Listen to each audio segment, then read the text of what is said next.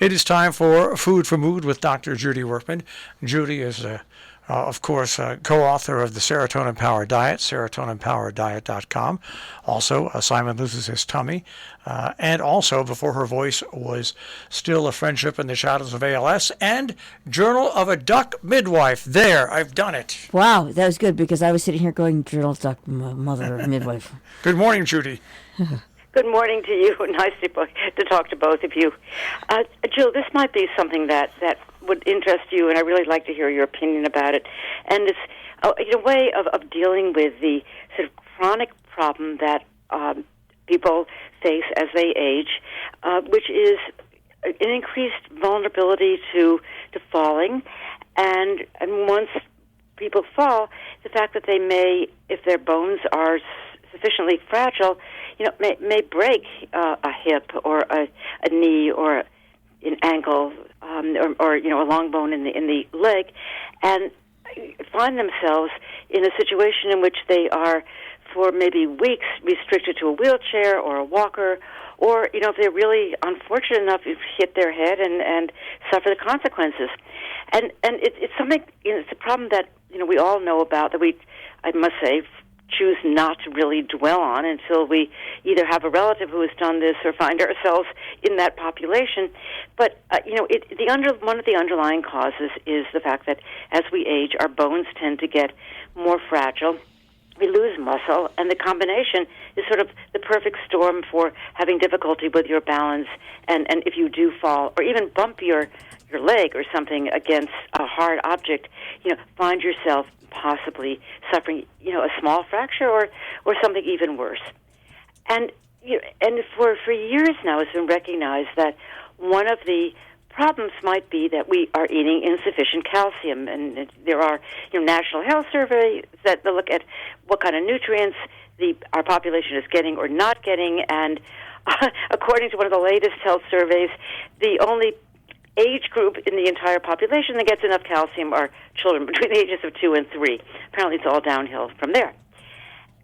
And this seems really odd to understand because we have one whole category of foods. They're called dairy foods. They come from animals that go moo or nah, goats or cows, that are chock full of calcium, and not only calcium but vitamin D that's necessary to make better bones, and also protein that's necessary to make better bones. And so if we were to eat, as a 2-year-old, if we were to eat the yogurt or the cottage cheese or the milk, or some cheeses, soft cheeses like ricotta cheese, for example, we would be getting enough calcium and vitamin D and probably protein to make sure that we had a fighting chance not to break a bone if we fall down. But as I wrote to you in my blog, it's really interesting to see how many people refuse to eat anything that comes from a cow. I mean, I'm talking about the dairy, and perhaps meat as well, and will instead use artificial milks, but that's sort of a misnomer, that come from plants, which, of course, have never been milked in their life. Almond milk, oat milk, soy milk. It's amazing. Pea milk. There are all sorts of milks. And they're not milk. No, and the curious thing is, Jill, that people say, well, it's organic and it's good for me, but the vitamin D is the calcium is totally synthetic. It's not coming from, natural processes. It's being added. So people who want to be purists about their source of calcium and drinking, really pure plant-based milk products because, they don't want anything artificial put into their bodies, are then ingesting artificial vitamin D, artificial calcium, and probably amino acids and other sources of protein are added as well. And the thing is that people who do this, and I have a friend, as I wrote to you, who has osteoporosis. Her husband, for various reasons, has osteoporosis too. He has very low testosterone levels because he has prostatic cancer, and he is suffering from osteoporosis as a result of that. Both of them are just walking time bombs for yet another fracture. And my friend, the female, has had several already.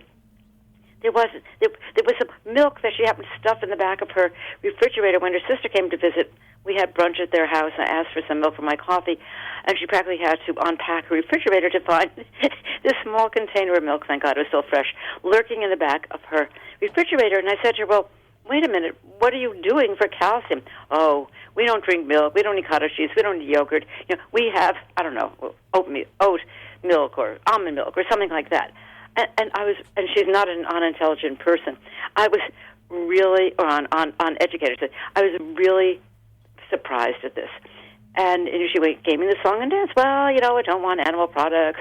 It's high in cholesterol, which is not true because you can get fat-free products. And, it's better for me to have plant-based milk. What do you do? And here she is, somebody, a walking time bomb for yet another fracture. Yeah, I know. The brainwashing is really successful. And it was I would say, concerted. And the plant-based lab-grown meat,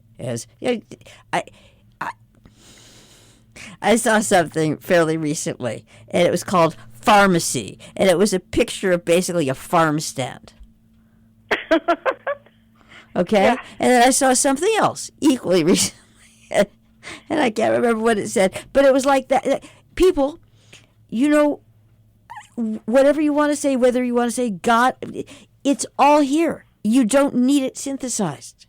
You get it. That's exactly right. You'll, and that got me thinking. And I've got a minute and a half, so I'm just gonna skitter this bomb into the conversation, and we can pick up on it. What kind of fill in the blank creates a something to help with emotions and antidepressants that has a side effect of massive weight gain? Like, who does that, and why? It's just to pass on with the oat milk and the this and the that. No, people are so convinced that that's plants must be organic, right? So it's okay.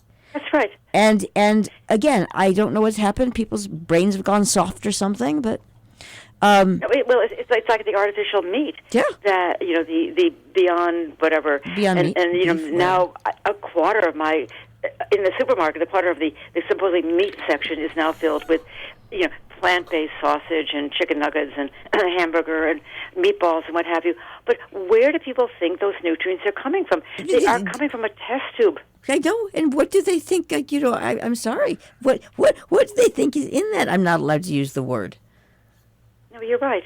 You're absolutely right. And the thing I just want to leave you with is that there was a study, it was done in Australia, with thousands of nursing home residents. They don't call them nursing homes anymore, residences for the elderly. And they really showed that all they had to do was just increase the calcium and protein intake by adding yogurt or milk or cottage cheese or soft cheeses to the diet of these residents, and they significantly reduced the falls because they probably were building up muscle mass and protein, so they had and bones, so they had better balance, and significantly reduced the number of fractures.